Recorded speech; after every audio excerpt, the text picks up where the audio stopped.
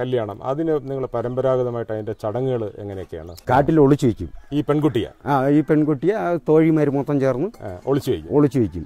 ആ ശാപ്പാടൊക്കെ അവർ തന്നെ, പെൺപിള്ളേർ തന്നെ അവരെല്ലാം നോക്കിയോളും. എടുക്കുന്നത് ഓരോ സ്ഥലം മാറ്റിയേ വെക്കും.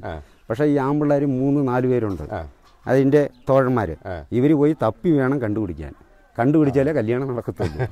1957 എനിക്ക് പുറകിൽ കാണുന്ന ഒരു മലയിൽ ഉണ്ടായ ഒരു വിമാനാപകടത്തിന്റെ അവശിഷ്ടമാണിത്. മോൻ എന്താ ഇവരിവിടെ ചെയ്യുന്നത്? ഇത് വന്ന് നമ്മുടെ ഈ വെളുത്തുള്ളി ഉണ്ടല്ലോ, ഈ വെളുത്തുള്ളി ഈ ഭാഗമായിട്ട് അവര് ഇത് ഇങ്ങനെ തന്നെ തനിയായിട്ട് ഇതൊക്കെ എടുത്ത് അവര് തനിയായിട്ട് ഈ മാല ഇടയും. ഇങ്ങോട്ട് നോക്കട്ടെ.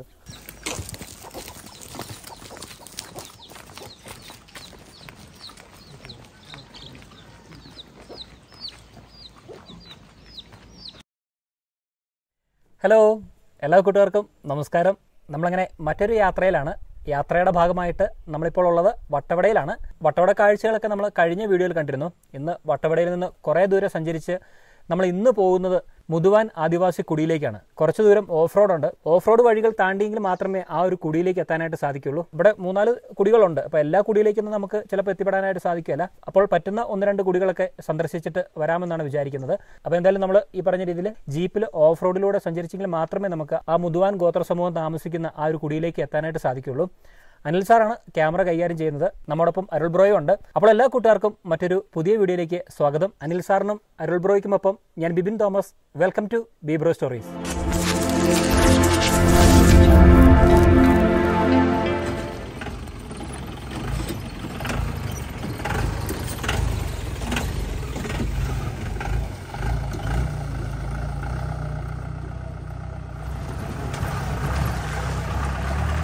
അപ്പോൾ എന്തായാലും കുറേ ദൂരമൊക്കെ സഞ്ചരിച്ച് നമ്മൾ നല്ലൊരു മനോഹരമായ ഒരു വ്യൂ പോയിന്റിന്റെ അടുത്ത് എത്തിയിരിക്കുകയാണ്. നമ്മൾ വട്ടവട എന്ന് കഴിഞ്ഞാൽ ഇതുപോലത്തെ ഒരുപാട് നല്ല നല്ല വ്യൂ പോയിന്റ്സുകൾ കാണാൻ സാധിക്കുന്നതാണ്.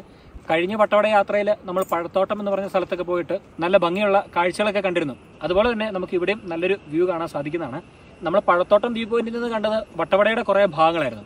അപ്പോൾ അതിൽ നിന്നൊക്കെ വ്യത്യസ്തമായിട്ട് ഇവിടെ നിന്ന് നമ്മൾ താഴേക്ക് നോക്കുമ്പോൾ കാണുന്നത് ഒരുപാട് ആദിവാസി കുടികളാണ്. ഓരോ സെറ്റിൽമെന്റ് ഏരിയകളാണ്. ഇവിടെ ഒരു ആദിവാസി കുടിയുണ്ട്, ആ ഒരു ഭാഗത്തായിട്ട് മറ്റൊരു ആദിവാസി കുടിയുണ്ട്, പിന്നെ നമ്മൾ പോകുന്ന ആദിവാസി കുടികൾ ഉണ്ട്. അതൊക്കെ നമുക്ക് ഈ ഒരു ഭാഗത്ത് നിന്ന് നോക്കിക്കഴിഞ്ഞാൽ കാണാൻ സാധിക്കും. പിന്നീട് ഈ മലയുടെ താഴ്വാരത്തൊക്കെ ആയിട്ട് കുറേ കൃഷി സ്ഥലങ്ങൾ, തട്ടുതട്ടായിട്ടുള്ള കൃഷി സ്ഥലങ്ങൾ നമുക്ക് കാണാം. അതുകൂടാതെ ഗ്രാൻഡീസ് മരങ്ങൾ ഇവിടെ നോക്കിക്കഴിഞ്ഞാൽ ഈ ഒരു മലയിൽ എനിക്ക് തോന്നുന്നു ഒട്ടുമിക്ക ഭാഗങ്ങളിലും ഗ്രാൻഡീസ് മരങ്ങളാണ് നമുക്ക് കാണാൻ സാധിക്കുക. അങ്ങനെ എല്ലാം കൊണ്ടും നല്ല മനോഹരമായ കാഴ്ച സമ്മാനിക്കുന്ന ഒരിടത്താണ് നമ്മൾ നിൽക്കുന്നത്. വേറൊരു കാര്യം കൂടെ പറയാൻ വിട്ടുപോയി. അങ്ങ് ദൂരെയായിട്ടൊരു മല നിൽക്കുന്നുണ്ടോ, അങ്ങ് ദൂര സ്ഥലത്തായിട്ട്, അത് പഴനി മലനിരകളാണ് കേട്ടോ. ആ ഒരു ഭാഗം മുഴുവൻ തമിഴ്നാടാണ്. അതോടൊപ്പം തന്നെ നമ്മളിപ്പോൾ നിൽക്കുന്ന ഈ ഒരു മരങ്ങളൊക്കെ നിൽക്കുന്ന മലയുടെ അപ്പുറത്തായിട്ട് മറയൂര്, കാന്തല്ലൂര് ഭാഗങ്ങളൊക്കെയാണ്. അപ്പോൾ എന്തായാലും ഞാൻ മുന്നേ സൂചിപ്പിച്ചതുപോലെ അത്യാവശ്യം നല്ല ആകാശ കാഴ്ചകൾ സമ്മാനിക്കുന്ന ഒരിടത്താണ് നമ്മളിപ്പോൾ നിൽക്കുന്നത്. എന്തായാലും നമുക്കിനി ബാക്കി യാത്ര തുടരാം. പോകുന്ന വഴിയിൽ ഈ മനോഹരമായ കാഴ്ച കണ്ടപ്പോൾ ജീപ്പൊന്ന് നിർത്തി നമ്മളിങ്ങോട്ട് ഇറങ്ങി വന്ന് ഈ ഒരു കാഴ്ച കണ്ടതാണ്. അപ്പോൾ നമ്മുടെ ഇന്നത്തെ യാത്രയുടെ ഭാഗമായിട്ട് നമ്മൾ വട്ടവടയിൽ നിന്ന് ഏറെ ദൂരം സഞ്ചരിച്ച് വളരെ ദുർഘടമായ പാതകളൊക്കെ താണ്ടി ഈ ഒരു കുടിയിലെത്തിയിരിക്കുകയാണ്. ഈ കുടിയുടെ പേര് സാമിയാറല കുടി എന്നാണ്. ഇതൊരു മുതുവാൻ കുടിയാണ്. ഈ കുടിയിലെ മൂപ്പൻ്റെ അനിയൻ്റെ മകനാണ് നമ്മോടൊപ്പം ഉള്ളത്. ഇദ്ദേഹത്തെ പരിചയപ്പെട്ട് ഈ കുടിയിലെ വിശേഷങ്ങളൊക്കെ നമുക്ക് അദ്ദേഹത്തോട് ചോദിച്ച് മനസ്സിലാക്കാം. നമസ്കാരം. നമസ്കാരം. പേരെന്താണ്? എൻ്റെ പേര് മോഹനാണ്. പൊതുവെ നിങ്ങൾ ഒരുമിച്ച് താമസിക്കുന്നതിന് കുടി എന്നാണല്ലോ പറയുന്നത്? കുടി എന്നാണ്. അപ്പോൾ ഈ കുടിയിൽ എത്ര കുടുംബങ്ങളുണ്ട്? ഞങ്ങൾ ഇവിടെ മൊത്തം വീട് മൊത്തം 98, പിന്നെ കുടുംബമായിട്ട് തീരുമാനിക്കണം 130 കുടുംബമായിട്ട്. 98 വീടുകളും 130 കുടുംബവും. അപ്പൊ മൊത്തം ഒരു ജനസംഖ്യ എത്ര ഉണ്ടാവും? ജനസംഖ്യ ഒരു ഇപ്പൊ ഇവിടത്തേക്ക് ഒരു 300 അടുത്തുണ്ട്. 300 ആൾക്കാർ ഈ മുതുവാൻ കുടിയിലുണ്ട്. ഈ കുടിയിലുണ്ട്. പിന്നെ അതുപോലെ അപ്പുറത്തെ കുടിയിലുണ്ട്, താഴത്തെ കുടികളും എല്ലാം ഉണ്ട്. അത്ര ഉണ്ട്. അപ്പോൾ നമ്മുടെ ഈ വട്ടവട അതിന്റെ ചുറ്റുപാടും ഒക്കെ ആയിട്ട് നിങ്ങളുടെ സമുദായത്തിന്റെ എത്ര കുടികളുണ്ടെന്നറിയാമോ? ഞങ്ങൾക്ക് ഈ വട്ടവട ഇതിന്റെ സംബന്ധിച്ച് മൊത്തം 2 വാർഡാണ്. 1-ാം വാർഡൊന്നും ഇത് 13-ാം വാർഡും. അപ്പോൾ ഇവിടെയൊക്കെ നിങ്ങളുടെ മുതുവാൻ സമുദായക്കാരുടെ മുതുവാൻ സമുദായം മൊത്തമായിരിക്കുന്നത്. ഇതിന്റെ ഒരു ചരിത്രം മോഹൻ ഓർത്തെടുക്കാൻ പറ്റുമോ? നിങ്ങളുടെ ഈ കുടി നിങ്ങൾ എവിടെ നിന്നാണ് നിങ്ങൾ ഈ ഭാഗത്തോട്ട് വന്നു ചേർന്നത്? ഒരുപക്ഷെ മോഹൻ പഴയ തലമുറയിൽപ്പെട്ട നിങ്ങളുടെ ആൾക്കാരൊക്കെ പറഞ്ഞ് കേട്ട ഒരു അറിവ് വെച്ചിട്ട് ഞാൻ ചോദിക്കുകയാണ്. ഒന്ന് അക്കാര്യം ഒന്ന് പറയാമോ? അത് അറിവ് വരുമ്പോഴത്തേക്ക് ഒരു 300 കാലവർഷങ്ങളൊക്കെ ആയി കാണും. അവിടെ നിന്ന് വലിയ ആൾക്കാർ പറഞ്ഞ് നമ്മൾ കേട്ടിട്ടുള്ളൂ. വലിയ ആൾക്കാർ പറഞ്ഞിരിക്കുന്നത് മധുരയിൽ നിന്ന് വന്നിട്ട് നേരിമംഗലം വന്ന് അങ്ങനെയാണ് ഇവിടെ വന്ന് ടോപ്പ് സ്റ്റേഷൻ പട്ടിയങ്കാല്, അവിടെയാണ് ഞങ്ങളുടെ വലിയ അച്ഛൻ്റെ തലമുറ അവർ ആ സമയം ഇരുന്നത്. അവിടെ നിന്നാണ് ഞങ്ങൾ ഇങ്ങോട്ട് താണ്ടി ഇവിടെ എത്തിയത്. അപ്പോൾ ആദ്യകാലത്ത് ഒരു 300-400 വർഷം മുമ്പേ, വ്യക്തമായൊരു ചരിത്രം ഇല്ല, എന്നാലും ഒരു ഉദ്ദേശം 300-400 വർഷം മധുരയിൽ നിന്നാണ് നിങ്ങൾ മുതുവന്മാർ ഈ കേരളത്തിന്റെ ഈ പശ്ചിമഘട്ട മലനിരകളിൽപ്പെട്ട കാടുകളിലുള്ളിൽ വന്ന് വാസമുറപ്പിച്ചു. അപ്പോൾ ആദ്യം ഇപ്പോൾ മോഹൻ പറഞ്ഞ പോലെ അച്ഛനപ്പന്മാരൊക്കെ എവിടെയായിരുന്നു ഉണ്ടായിരുന്നു പറഞ്ഞു? പട്ടിയങ്കാലി, നമ്മുടെ ടോപ്പ് സ്റ്റേഷൻ വനപകുതിയാണ്, നാഷണൽ പാർക്ക്. അവിടെ ആയിരുന്നു ഫസ്റ്റ് ഇരുന്നത്. വട്ടവടയുടെ മേളിലെ തൊട്ട് വനത്തിന്റെ അടുത്തായിരുന്നു. അവിടെ നിന്നാണ് നിങ്ങൾ പല കുടികളായിട്ട് മാറി മാറി മാറി മാറി വന്നത് ഇങ്ങോട്ട് എത്തിയത്. അത് ശരി. അതുപോലെ മോഹൻ, ഈ നിങ്ങളുടെ ഈ സമുദായക്കാരുടെ ഇടയിൽ, ഈ കുടിയിലുള്ള ആൾക്കാരുടെ ഇടയിൽ നിങ്ങൾ ഉപജീവനത്തിനായിട്ട് എന്താണ് ചെയ്യുന്നത്?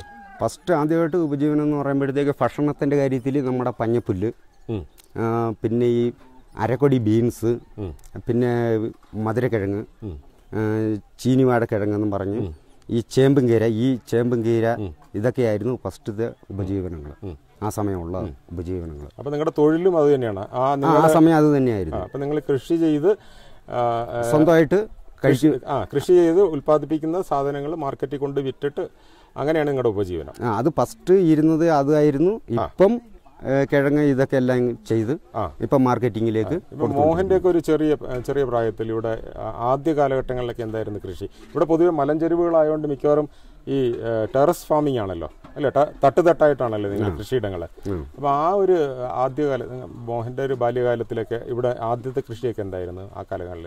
ആ കാലത്ത് അതുപോലെ തന്നെ ഈ പഞ്ഞപ്പുല്ലും ഇതൊക്കെയായിരുന്നു.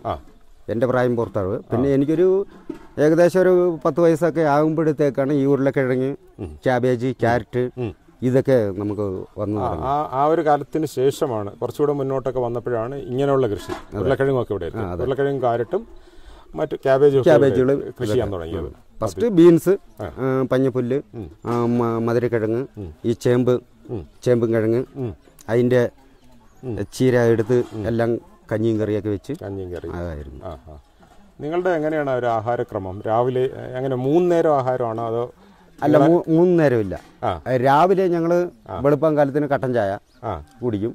പിന്നെ അത് കഴിഞ്ഞ് നമ്മൾ ചോറ്, ഇപ്പം രാവിലെ തന്നെ ചോറ് കഴിക്കും. രാവിലെ തന്നെ ചോറ് കഴിക്കും. ചോറ് കഴിച്ചിട്ട് പിന്നെ കാട്ടിൽ പോവുകയാണെങ്കിൽ ഉച്ചയ്ക്ക് ഏതെങ്കിലും ഇപ്പം നമ്മൾ ഈ പഴയതുപോലെ ഈ മധുരക്കിഴങ്ങോ ഏതെങ്കിലും ഉണ്ടെങ്കിൽ വേവിച്ച് ഒരു 2 ചായ കുടിക്കും. അപ്പോൾ രാവിലെ കട്ടൻ കാപ്പി, പിന്നെ ചോറ്, പിന്നെ ഇച്ചിരി മധുരക്കിഴങ്ങ് കാട്ടിൽ പോകുമ്പോൾ കൂടക്കരുത്, ഇടയ്ക്ക് കഴിയും. പിന്നെ എന്താ കഴിക്കും? പിന്നെ അത് കഴിഞ്ഞ് ഒന്നുമില്ല. പിന്നെ വൈകിട്ട് വന്നിട്ട് വീട്ടിൽ വന്ന് ഉള്ള ചോറും കഴിച്ച് അവരൊരു കാട്ടു സ്ഥലങ്ങളിലേക്ക് കാവലിനും എല്ലാത്തിനും അന്നത്തെ സൈറ്റിലേക്ക് ഞങ്ങൾ തിരിയും. അങ്ങനെയാണ് നിങ്ങളുടെ ഒരു ദിവസത്തെ ആഹാരക്രമം. പിന്നെ ഞാനിങ്ങനെ കേട്ടിട്ടുണ്ട് നിങ്ങൾ ഗോമാംസം കഴിക്കുന്ന ആൾക്കാരല്ലെന്ന്. അത് കഴിക്കില്ല, അത് നിങ്ങൾക്ക് നിഷിദ്ധമാണെന്ന്. അല്ലേ? ഞാനിങ്ങനെ അവിടെ വായിച്ചതായിട്ട് കേട്ടു. അതായത് ഗോമാംസം ഭക്ഷിച്ചാൽ നിങ്ങളെ കഴിക്കുന്ന ആളെ നിങ്ങൾ ഫ്രഷ്ടാക്കും, പുറത്താക്കും. അങ്ങനെ ഇപ്പോഴും അങ്ങനെ തന്നെയാണ്? ഇപ്പോഴും അങ്ങനെ ഇങ്ങനെ തന്നെയാണ്. പിന്നെ നിങ്ങളുടെ എങ്ങനെയാണ്, ഏതൊക്കെ ദൈവങ്ങളിലൊക്കെയാണ് നിങ്ങൾ പ്രാർത്ഥിക്കുന്നത്? ഞങ്ങൾ ഏറ്റവും കൂടുതൽ ഞങ്ങളുടെ മലദൈവങ്ങളെയാണ് ഏറ്റവും കൂടുതൽ പ്രാർത്ഥിക്കുന്നത്. പിന്നെ നമ്മൾ ഇവിടെ ഒരു ഇതായിട്ട് നമ്മുടെ മുരുകൻ അമ്പലമുണ്ട്. അപ്പൊ ഞങ്ങൾ ഇങ്ങോട്ട് വന്നപ്പോ ഒരു അമ്പലവും വലിയൊരു ഷെഡൊക്കെ കണ്ടത്, അതിന്റെ മുരുകന്റെ അമ്പലമാണ്. അത് ഡിസംബർ മാസം ആകുമ്പോഴത്തേക്ക് എല്ലാവരും ഊരെല്ലാം കൂടി സംസാരിച്ചിട്ട് 8 ദിവസത്തെ പരിപാടിയുണ്ട്, ഉത്സവം. 8 ദിവസം. അത് ശരി. അപ്പൊ മറ്റു ഊരുകളിൽ നിന്നൊക്കെ ആൾക്കാർ വരുമോ? എല്ലാം വരും. എല്ലാവരും വരും. ബന്ധുക്കളൊക്കെ വരും. എല്ലാ ബന്ധുക്കളും എല്ലാവരും വരും. പിന്നെ നേർച്ചയൊക്കെ എല്ലാ വഴിപാടുകളും എല്ലാമേ ഇരുന്ന് ആ 8 ദിവസം അവിടെ പയ്യന്മാര് ഈ കോമളി എന്ന് പറഞ്ഞ് വേഷം കെട്ടും. അവര് പിന്നെ 8 ദിവസം കുളിക്കാൻ പറ്റില്ല, പല്ല് തേക്കാൻ പറ്റില്ല, ഒന്നിനും പറ്റത്തില്ല. അങ്ങനെയാണ്. 8 ദിവസം അവര് വേഷം കിട്ടും. കോമാളിയായിട്ട് ഡാൻസ് കളിക്കാനും പ്രോഗ്രാം ചെയ്യാനും ഓരോ ചിരിപ്പിക്കാനും അതിന് വേണ്ടിയിട്ടുള്ളത്. അങ്ങനെ ഒരു ജോക്കറിന്റെ വേഷം. അത് 8 ദിവസത്തേക്ക് പിന്നെ ഒന്നിനും പറ്റില്ല. അപ്പൊ ആ സമയത്ത് അവര് പല്ലിയപ്പും കുളിയും ഒന്നുമില്ല, നടത്തില്ല. പിന്നെ ഭക്ഷണം മാത്രം കഴിക്കും. ഭക്ഷണം കഴിക്കും. അവർ പിന്നെ ഇറച്ചി മീൻ പോലും പിടിക്കാൻ പറ്റില്ല ആ സമയവും. അവരങ്ങനെയാണ്. അവർ 8 ദിവസം ഒന്നും ചെയ്യാൻ പറ്റത്തില്ല.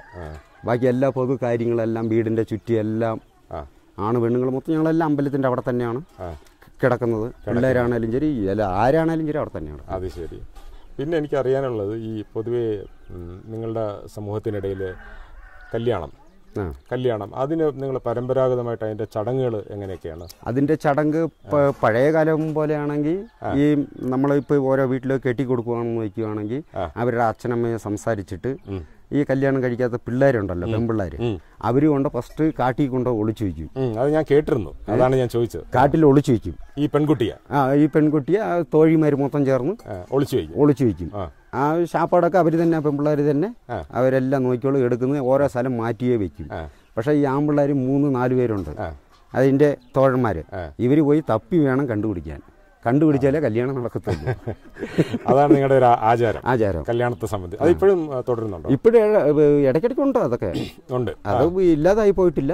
ഇപ്പോഴും അതുപോലെ സന്തോഷം പിള്ളേർക്ക് ഒരു സന്തോഷത്തിന് വേണ്ടി ചെയ്യണമെങ്കിൽ അത് സന്തോഷത്തിന്റെ ഭാഗമായിട്ട് ചെയ്യുന്നതാണ്. അപ്പൊ അതിനു മുമ്പ് കല്യാണം ഉറപ്പിച്ചിരിക്കും. ഉറപ്പിക്കും. ആ വീട്ടിൽ നമ്മൾ അച്ഛനമ്മയായിട്ട് ആ വീട്ടുകാരും ഈ വീട്ടുകാരും എല്ലാം പറഞ്ഞ് സംസാരിച്ചിട്ട് അപ്പൊ അവരുടെ സന്തോഷത്തിന്. അപ്പൊ പെൺകുട്ടിയുടെ കല്യാണമൊക്കെ ഉറപ്പിച്ചിട്ടാണ് ഈ പെൺകുട്ടിയുടെ തോഴിമാര് ഒരു കാട്ടിൽ കൊണ്ടുപോയി കുട്ടിയെ ഒളിപ്പിച്ചിരിക്കുന്നത്. എന്നിട്ട് ചെക്കന്റെ പയ്യന്മാരും എല്ലാം കൂടെ ചേർന്ന് അവർ തപ്പി പോയി പെണ്ണിനെ പിടിച്ചോണ്ട് വന്നു. അത് വളരെ രസകരമായ ഒരു ആചാരമാണ്. അവര് അല്ലെങ്കിൽ എത്ര ദിവസമായാലും ശരി തപ്പി പിടിക്കാതെ ഈ പെൺപിള്ളേര് ഈ പെണ്ണിനെ കൊടുക്കത്തില്ല. അങ്ങനെയാണ്. അപ്പൊ പിന്നെ നിങ്ങളുടെ ഈ ഒരു മരണമൊക്കെ സംഭവിക്കുമ്പോ എങ്ങനെയാണ് ഒരു ചടങ്ങ്? നിങ്ങൾ എങ്ങനെയാണ് ആൾക്കാരെ ദഹിപ്പിക്കുകയാണോ? അല്ല, നമ്മൾ കുഴിച്ചിടാണ്. അപ്പൊ അതിന് ഇവിടെ എന്താ നിങ്ങൾക്ക് ഇതുണ്ടോ, കുഴിച്ചിടാനായിട്ടുള്ള ഇടങ്ങളുണ്ട്? സ്ഥലമുണ്ട്. അതിന്റെ ഒരു പൊതു സ്ഥലങ്ങളൊക്കെ നമുക്ക് പൊതുവായിട്ടുണ്ട്. അപ്പൊ ഒരാൾ മരണപ്പെട്ട് കഴിഞ്ഞാൽ പിന്നെ അതിനെ തുടർന്ന് എന്തെങ്കിലും ചടങ്ങുകളൊക്കെ ഉണ്ടോ? ആ ചടങ്ങുകളൊക്കെ ഉണ്ട്. 30 അടിയന്തരം, പിന്നെ വീട്ടിൽ വിളിച്ച് ഒരു കുമ്പടലുണ്ട്, അതൊക്കെയുണ്ട്. അതൊരു മരണം സംഭവിക്കുകയാണെങ്കിൽ നമ്മൾ ഇവിടെ നിന്ന് ഒരു 4 പയ്യന്മാരെ എടുത്ത് എല്ലാ കുടിയിലേക്കും എല്ലാ സ്ഥലത്തേക്കും, ഇപ്പോൾ ഫോണുള്ളത് കൊണ്ട് ഇപ്പോൾ പിന്നെ കുഴപ്പമില്ല, വിളിക്കും. എന്നാലും ഈ അടുത്ത കുടിയിലേക്ക് ആൾക്കാരെ തന്നെ വിടും. ആൾക്കാർ നിങ്ങളുടെ മുന്നേ നിലനിന്നിരുന്ന ആ മരണം സംബന്ധിച്ചിട്ടുള്ള ചടങ്ങുകളൊക്കെ തന്നെയാണ് ഇപ്പോഴും അങ്ങനെയാണ്. അത് തന്നെയാണ്. പിന്നെ നിങ്ങളുടെ ഈ മുതുവാന്മാരുടെ ഇടയിൽ ഈ ചില പരമ്പരാഗതമായിട്ടുള്ള ഈ ചികിത്സാ രീതികളൊക്കെ ഉണ്ടെന്ന് കേട്ടിട്ടുണ്ട്, ഈ പച്ചമരുന്ന്. പിന്നെ അത് മാത്രമല്ല, ഞാൻ കേട്ടിട്ടുള്ളത് മുതുവാന്മാരുടെ ഇടയിൽ മന്ത്രവാദം ഉണ്ടെന്ന് കേട്ടിട്ടുണ്ട്. അതിപ്പോഴും ഉണ്ടോ? അതിപ്പോഴും ഉണ്ട്. മന്ത്രവാദം അതെന്തിനാണ് മന്ത്രവാദം? അത് വന്ന് ഒരു സീരിയസോ ഏതൊരു കാര്യമാണേലും അസുഖത്തിനാണോ മന്ത്രവാദം? അസുഖത്തിന് വേണ്ടി അതൊന്ന് തിരുത്തിയെടുക്കാനും ഈ നമ്മുടെ ഇത് പൂജാരിമാരുണ്ട്, നമ്മുടെ മൂപ്പന്മാർ തന്നെയാണ് പൂജാരിമാർ. അവരേതെങ്കിലും ഉണ്ടെങ്കിൽ ആ അമ്പലത്തിന്റെ തെറ്റുകുറ്റം ഉണ്ടെങ്കിൽ സ്വാമി മുമ്പിട്ടൊന്ന് ആ ഒരു വിഭൂതി എടുത്തു വയ്ക്കുമ്പോൾ കാണും അവര് ഇന്ന പോലെ സംഭവം. ആ കണ്ടു കഴിഞ്ഞെങ്കിൽ പിന്നെ അതിനുള്ള നേർച്ച ഒന്ന് കെട്ടിവെച്ചാൽ അതിനുള്ള പരിഹാരം നിങ്ങളുടെ പിന്നെ നിങ്ങളുടെ കുടിയില് മൂപ്പൻ തന്നെയാണോ മന്ത്രവാദി? അത് മൂപ്പനും മന്ത്രവാദിയും ഉണ്ടോ? ഒത്തിരി ഉണ്ട്. മൂപ്പനെ കൂടാതെ മന്ത്രവാദി അവരെല്ലാം ചെറിയ പൈമാരെല്ലാം പഠിപ്പിച്ച് ഇപ്പം പരമ്പരാഗതമായിട്ട് വരുന്നത് വിട്ടുകളയാൻ പറ്റില്ല. അപ്പം അത് പയ്യന്മാരെ പഠിപ്പിക്കും. അത് വൈകിട്ടിരുന്ന് പഠിപ്പിച്ച് അങ്ങനെ ഇപ്പൊ കൊടുത്ത് പകുതി പയ്യന്മാർ പഠിച്ചിട്ടുണ്ട്. അപ്പൊ നിങ്ങളുടെ ആ ഒരു പഴയ സംസ്കാരം ഇപ്പോഴും പുതിയ തലമുറയിലേക്ക് നിങ്ങൾ ഇങ്ങനെ പകർന്നു കൊടുത്തോണ്ടിരിക്കുകയാണ്. അതുപോലെ അസുഖം വന്നു കഴിഞ്ഞാൽ പഴയ കാലങ്ങളിലൊക്കെ ഈ പച്ചില മരുന്നുകളൊക്കെയാണോ നിങ്ങളുടെ സമ്പ്രദായം? ഫസ്റ്റ് പച്ചില മരുന്നായിരുന്നു മൊത്തം ഇത് ചെയ്തുകൊണ്ടിരുന്നത്. പിന്നെ ഈ കാലതാമസം ഈ നമ്മൾ ഈ രാസവസ്തു ഇത് കൃഷിയുടെ ഇതൊക്കെ ആകുമ്പോഴത്തേക്ക് വളമൊക്കെ മേടിക്കുമ്പോഴത്തേക്ക് ഇപ്പം ആശുപത്രിയിലേക്കാണ് കൂടുതലും. പിന്നെ മറ്റൊരു കാര്യം, നിങ്ങളുടെ വിവാഹ ബന്ധത്തിൽ ഇപ്പൊ മറ്റു കുടികളിലുമായിട്ടൊക്കെ ബന്ധപ്പെടാറുണ്ടോ? അതായത് ഇപ്പൊ ഈ മലയുടെ അപ്പുറം മറയൂറും മുതുവന്മാരുണ്ടല്ലോ. ഉണ്ട്. അപ്പൊ മറയൂരൊക്കെ പോയിട്ട് വിവാഹ ബന്ധത്തിൽ ഏർപ്പെടാറുണ്ടോ? ഉണ്ട്. അത് ഇപ്പോഴും ഉണ്ട്. കുടിയിൽ തന്നെ എല്ലാ സൈറ്റിൽ നിന്നുമേ നമ്മുടെ ഇടമലക്കുടിയാണേലും ശരി, സൂര്യനെല്ലിയിലും നിങ്ങൾ ബന്ധം സ്ഥാപിക്കാറുണ്ട്? വിവാഹം എല്ലാം ഇവിടെ ഉണ്ട്, കുടിയിൽ തന്നെ ഉണ്ട്. എല്ലാവരും സംബന്ധിച്ചാണ് ഇത് ചെയ്യുന്നത്. പൊതുവെ നിങ്ങളുടെ സമുദായക്കാരുടെ ഇടയിൽ എങ്ങനെയാണ് ഈ കുടിയിൽ വിദ്യാഭ്യാസം ഇപ്പം ഒരു ഏകദേശം ഒരു 10-15 വർഷം കഴിഞ്ഞപ്പോഴത്തേക്ക് ഇപ്പോൾ വിദ്യാഭ്യാസം നമ്മുടെ കൂടി ഏറ്റവും ഒരു കുഴപ്പമില്ല. നല്ല +1 +2 അങ്ങനെ എഞ്ചിനീയറിങ് ഇങ്ങനെയൊക്കെ എല്ലാവരും ഉണ്ട്. അങ്ങനെ പിന്നെ ഇവിടെ സ്കൂളുണ്ടോ കുട്ടികൾക്ക് പഠിക്കാൻ? ഇല്ല, ഇവിടെ സ്കൂളിൽ ഇത് ബാലവാടി മട്ടും ഇവിടെ ഉള്ളൂ. അപ്പൊ പിന്നെ പഠിക്കേണ്ട കുട്ടികൾ എല്ലാം ഞങ്ങൾ വെളിയിലാണ്. ട്രൈബൽ ഹോസ്റ്റൽ, അങ്ങനെ പ്രൈവറ്റ് ഹോസ്റ്റൽ അങ്ങനെ വിട്ടു പഠിപ്പിക്കുകയാണ്. അപ്പൊ അങ്ങനെ പഠിച്ച കുട്ടികൾ പുറത്തു പോയി വലിയ ഉദ്യോഗങ്ങളിലൊക്കെ ഏർപ്പെടുന്നുണ്ടോ? ഏർപ്പെടുന്നുണ്ട്. പഴയ കാലം പോലെ അല്ലാതെ ഇപ്പം ഒരുമാതിരി ഡെവലപ്പായിട്ട് വരുന്നുണ്ട്. നിങ്ങളുടെ സമുദായത്തിൽ ആരെങ്കിലും ഈ കുടിയിൽ ആരെങ്കിലും ഗവൺമെൻറ് ഉദ്യോഗസ്ഥരായിട്ടൊക്കെ ഉണ്ടോ? അത് എഞ്ചിനീയറിംഗിൽ നമ്മുടെ മരുമകനൊരുത്തൻ ഒരാളുണ്ട്. പിന്നെ മെമ്പറായിട്ട് ജില്ലാ മെമ്പറായിട്ട് രാജേന്ദ്രൻ, ജില്ലാ പഞ്ചായത്ത് മെമ്പർ. രാഷ്ട്രീയ പ്രവർത്തനമുണ്ട്. ആ മെമ്പറും നല്ലപോലെ പഠിച്ച പുള്ളിയാണ്. ഇപ്പൊ പിന്നെ ബാക്കിലുള്ളത് എല്ലാ പിള്ളേരും പഠിച്ച ഒരു ടാലന്റ് എല്ലാം ഞങ്ങൾ അങ്ങനെ നടത്തിക്കൊണ്ട് വരുന്നു. അങ്ങനെ അനുദിനം നിങ്ങൾ പുരോഗതിയിലോട്ട് പോവുകയാണ്. അതെ. മോഹന്റെ ചെറിയ പ്രായത്തിലൂടെ എങ്ങനെയായിരുന്നു വീടുകളുടെ ഒരു അവസ്ഥ? ഇതിന്റെ റൂഫൊക്കെ പുല്ലായിരുന്നു. അത് നമ്മുടെ സത്രം ഉണ്ടല്ലോ, അതായിരുന്നു. പുല്ല് മേഞ്ഞ വീടുകളായിരുന്നു. എല്ലാം പുല്ലുവീടായിരുന്നു. അത് ശരി. മൊത്തം അതിനുള്ള പുല്ലൊക്കെ അന്ന് കിട്ടുമായിരുന്നു. അന്ന് ഇത് മൊത്തം എല്ലാ ഈ ഏരിയ മൊത്തം പുൽമുട്ടയായിരുന്നു. അന്ന് വെറും പുൽവീടുകളെ ഇവിടെ കാണാനും പറ്റത്തുള്ളൂ. അതുപോലെ നമ്മുടെ പൊതുസത്രം പുൽവീട് തന്നെയാണ്. അത് ശരി. ആ പാരമ്പര്യം മറക്കരെന്ന് വെച്ച് ഞങ്ങൾ പൊതുസ്ഥലം, ഒരു പൊതുസത്രം മാത്രം നിങ്ങളിപ്പോൾ പുല്ല് മേഞ്ഞുകൊണ്ടിരിക്കുന്നത് ആ ഒരു പാരമ്പര്യത്തിന്റെ ഒരു ശേഷിപ്പ് നിലനിർത്താൻ വേണ്ടിയിട്ട്. അപ്പോൾ നമ്മൾ മോഹനുമായിട്ട് കുറേ സംസാരിച്ചു. ഇവരുടെ മുതുവന്മാരുടെ കുറേ ജീവിത രീതികളും അവരുടെ കാർഷിക രീതികളും അവരുടെ ജീവിത സാഹചര്യങ്ങളും മറ്റുമൊക്കെ നമ്മൾ മനസ്സിലാക്കി കഴിഞ്ഞു. ഇനി നമുക്ക് കുറച്ചുകൂടെയൊക്കെ മുന്നോട്ട് നടന്നു. ഇവിടെ നമുക്ക് കുറേ കൃഷിയിടങ്ങളൊക്കെ ഉണ്ട് ഇവർക്ക്. അതുപോലെ ഇവരുടെ പരമ്പരാഗത രീതിയിലുള്ള പഴയ മൺവീടുകളൊക്കെ നമുക്ക് കാണാൻ സാധിക്കും. അപ്പോൾ നമുക്ക് കുറച്ചുകൂടെയൊക്കെ മുന്നോട്ട് പോയിട്ട് നമുക്ക് ഈ കാഴ്ചകളൊക്കെ ഒന്ന് കാണാം. അപ്പോൾ ഇത്രയും നേരം നമുക്ക് ഇത്രയും വിവരങ്ങളൊക്കെ നമുക്ക് പറഞ്ഞു തന്ന മോഹനോട് നമ്മൾ നന്ദി പറയുകയാണ്. അപ്പോൾ താങ്ക് യു മോഹൻ. ശരി. ഇത്രയും വിവരങ്ങളൊക്കെ പറഞ്ഞു തന്നതിലും വിശേഷങ്ങളൊക്കെ പങ്കുവച്ചതിലും. ശരി സാർ. ശരി.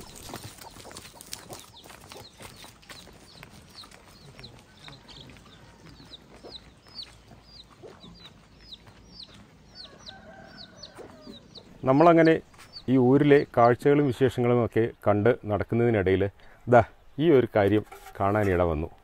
ഇതിൻ്റെ കാര്യങ്ങളാണ് നമ്മളിപ്പോൾ ഇദ്ദേഹത്തോട് ചോദിച്ച് മനസ്സിലാക്കാൻ പോകുന്നത്. ഇത് 1957 എനിക്ക് പുറകിൽ കാണുന്ന ഒരു മലയിൽ ഉണ്ടായ ഒരു വിമാനാപകടത്തിൻ്റെ അവശിഷ്ടമാണിത്. അപ്പോൾ അതിനെ സംബന്ധിച്ചിട്ടുള്ള ചോദ്യങ്ങൾ ഈ ഊരിലെ ഒരു കാർന്നവരായ ഇദ്ദേഹത്തോട് തന്നെ ചോദിച്ച് നമുക്ക് മനസ്സിലാക്കാം. എന്താണ് പേരെന്താണ്? പേര് നമ്മുടെ പേര് ഷോലയപ്പൻ. അപ്പൊ ഇതൊരു പഴയൊരു വിമാനാപകടത്തിന്റെ അവശിഷ്ടമാണല്ലോ ഇത്, വിമാനത്തിന്റെ അവശിഷ്ടം. അപ്പൊ ഇതിപ്പോ ചെറിയ കുട്ടിയായിരുന്നപ്പോഴാണല്ലോ ഇത് സംഭവിച്ചത്. ചെറിയ കുട്ടിയാ ഞാൻ ഒരു 12 വയസ്സായിരിക്കുമ്പോ വിമാനം തകർന്നു. രാവിലെ 9 മണി 9:30. ഇപ്പൊ എത്ര വയസ്സുണ്ട്?